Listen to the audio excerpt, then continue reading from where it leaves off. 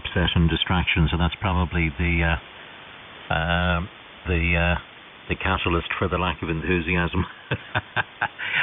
but I don't know. I come in here and I work a little bit on 40 and a little bit on 80 if there's anybody about, and other than that, I've just been really just been listening around. I like listening, in fairness, on kind of I don't know. I suppose, Tony, you've been at this game long enough, and I have as well. And when you've worked kind of not necessarily everything that's out there, but almost everything, and you've worked a lot of them, it's you don't have, well, I don't at the moment anyway, I don't have that sort of bursting enthusiasm to come in and be working loads of stations. I'm just happy enough to sort of come in and just have a listen and see what's going on out there, and see what propagation is like, and but I'd say come where are we now, January, I'd say sort of maybe middle of February and into March now, I'd say the 10-meter band is going to open up like a box of fireworks over. Yeah, I think so too. It's showing signs all the time, and when it first opened, I was working VK, and I worked a guy in VK with 100 watts, and I couldn't believe it. We were both shocked, and he was 20 over 9, and I was 20 over 9 with him, So when it first opened up, it was really, really good, and but I can't remember how far back that was. I'm terrible, for not keeping records. So I'll write things down, and they just get disregarded. They just, I don't know. I'm awful for doing it anyway. I've never kept a lot when you have to, but I'm a bit of a lazy operator, really. But I'm a bit like you, I suppose, Roly. You lose your incentive a little bit, So to be bothered, like my rotators, need to change the potentiometer in my rotator, really. That's been like I wouldn't like to think how long, but I really got to push myself, and it is getting annoying now. I can turn the rotator, but I got to look out through the window, and I got to guess which direction it's in, I got to try and work it out. So I'm going to have to sort that out, because the bands are going to get better, and I'm going to start losing out, and I'm not going to be able to turn the antenna quick enough. So that's something that I got to do. But sorry to you, all your parents there. That's a trying time and very stressful, and I know what that's like. But I lost my parents many, many years ago, and which was sad, but. It's a terrible thing, and to see, when you lose one out, the other tends to struggle a little bit, and they're losing somebody, they just like losing your right arm, and it's just a real shock to the system, and I wish you the best of luck with that. And it can be quite a stressful time, that.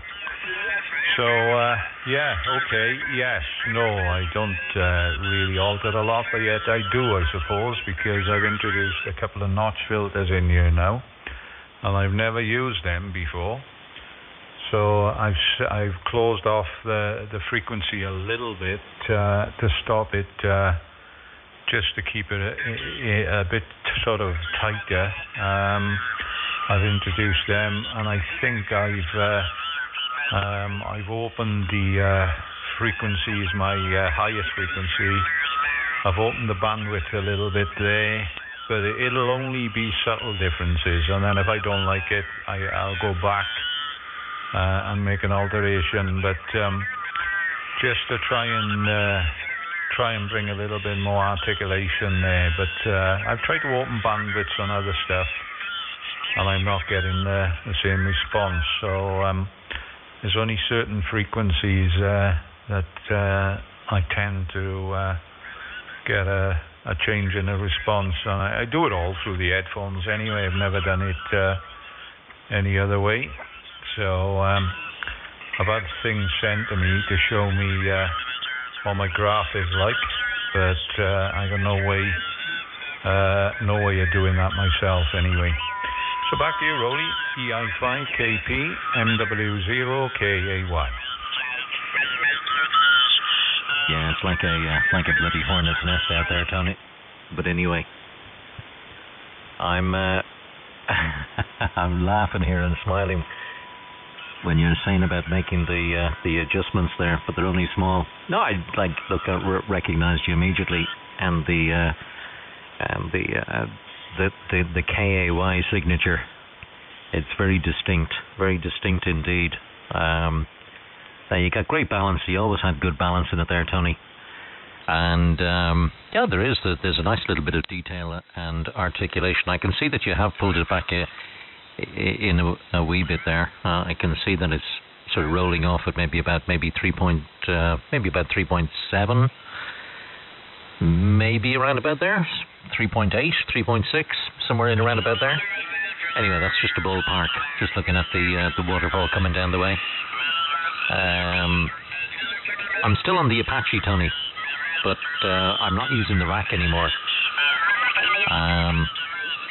The parametric EQ went wallop on me, and I was kind of scuppered because I was using a 2496, and obviously then that was looking after a little bit of compression, and it was looking after the parametric, and I possibly had the DEQ active in that as well. So when that 2496 went wallop, it was no saving it on this occasion. It has gone wallop before, but anyway, when that went wallop, I was knackered, and I didn't have the inclination at the time to go looking for another one. I found a few, and I thought they were very pricey, so I didn't bother with it. So the rack is actually sitting here, but I'm not using any of it. I just made a very simple adapter. I made an XLR to 3.5 mini jack, and the microphone is going into the front of the radio.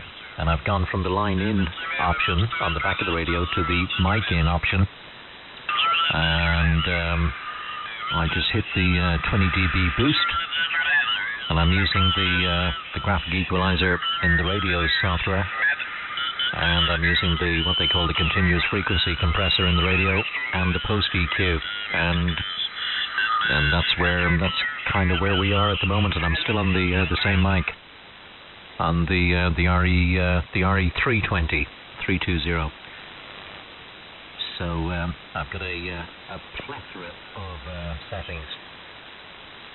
When I sort of open up when I click the tab to open up the transmit profile settings, they actually go off the screen. There's that bloody many of them, and I've been sort of trying to settle on a few of them and get to grips with using this processing in the radio. But I think it's reasonable enough. There's a few compressors in this radio. There's what they call a leveler. There's an ALC max gain, and then of course there's the continuous frequency compressor as well. So there's quite a bit of sort of balancing to do throughout the audio chain in the software. But it's just literally the mic into the microphone socket of the radio, and it's not even a digital audio workstation. No, nothing, hanging off the side of the software.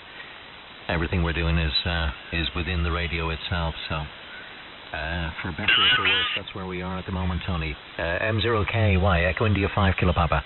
Yeah, okay, Roly. Well, it sounds brilliant, absolutely brilliant, considering what you're doing there. And the RE320, I think, is a real good microphone, believe it or not. I've heard a couple of them now, and I'm impressed with them.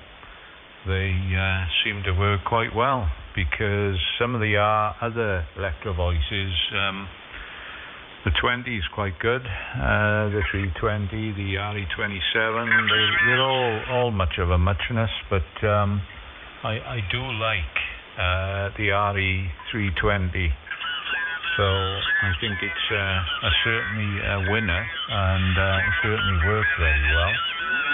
So I'm still using them. Although I've actually moved the shack now from one place to another, and it took a while for me to rebuild everything here and get everything back in.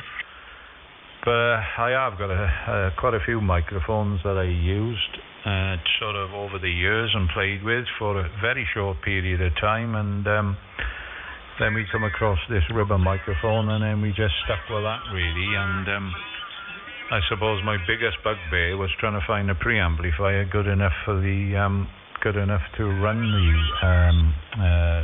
ribbon, because they need so much gain, you know. They need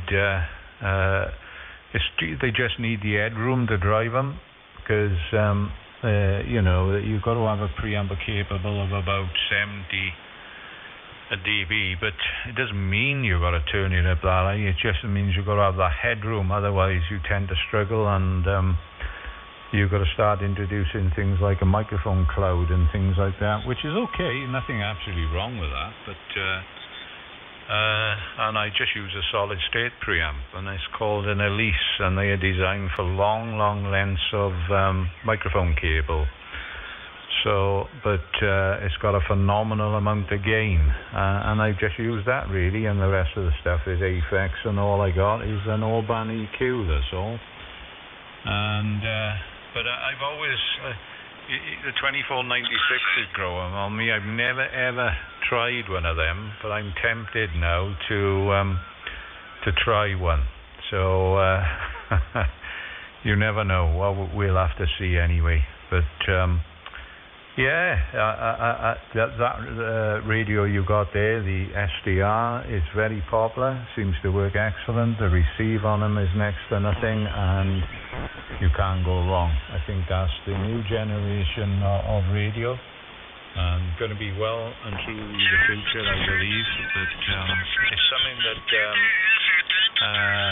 the problem I got is that I can't stand computers really. They're okay for doing my daily routine or looking at things and doing the general work on the computer, but yeah, setting it up with software and stuff, that's another thing. I normally let my son do all that, but he is so busy, I just can't see me ever getting involved in that. But don't get me wrong, there's certainly nothing wrong with it, but I think you've got to be quite confident on the computer as well. But anyway, I did manage to, and you were right, you were spot on with the frequency that you mentioned, and that's about where it is anyway. But yeah, I sort of used a different bit of filtering to just cut off, to stop letting it shoot down too low and dominate the audio a bit. I've just sort of notched it off a little bit to stop it letting the low frequencies become too. It just cleans it up that little bit, you know. I managed to see if I've got this. I don't know how this is going to turn out. Let's see. Believe it or not, it's actually moved. Why have you done that now? Because you shouldn't have done that. Let me put it back to where it was, and that should have been a repeat. Let me have a look. Occasion. It had gone well before, but anyway, when that went well, I was knackered, and I didn't have the inclination at the time to go looking for another one. I found a few, and I thought they were actually